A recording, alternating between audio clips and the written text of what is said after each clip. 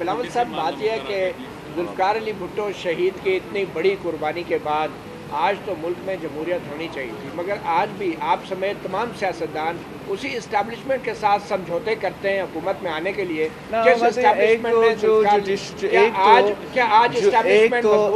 जान साहब, आपका क्या सबूत है कि मैं इस्टेब्लिशमेंट की मसौदा कर रहा हूं? नहीं, तमाम करा के आपने तमाम में मुझे शामिल किया है।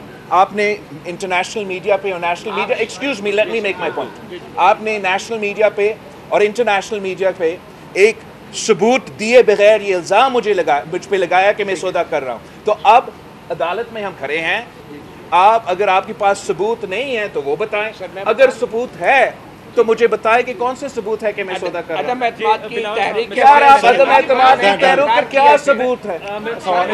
खुद मान रहे हैं कि आप मुलाकातें करते रहे, आप सब लोग मुलाकातें कर रहे हैं। नॉट सबूत दैट मैंने किसी चीज पे सौदा किया है।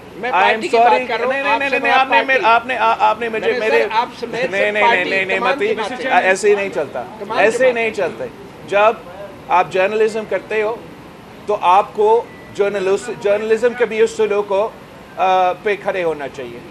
अगर कोई मौलाना या कोई और कोई बात करता है तो आप उनसे पूछें। मेरे ऊपर इल्ज़ाम लगाने से पहले आप वो सबूत पेश करें कि अगर मेरा मुलाकात हुआ भी सही तो क्या उस मुलाकात में मैं जमहूरियत और आइन का बात कर रहा था या मैं अपने आप का बात कर रहा था? सर, वो आपके ऊपर है या मेरे ऊपर है, वो दूसरा सवाल है ना। बस सौदा उसका नहीं बनता है।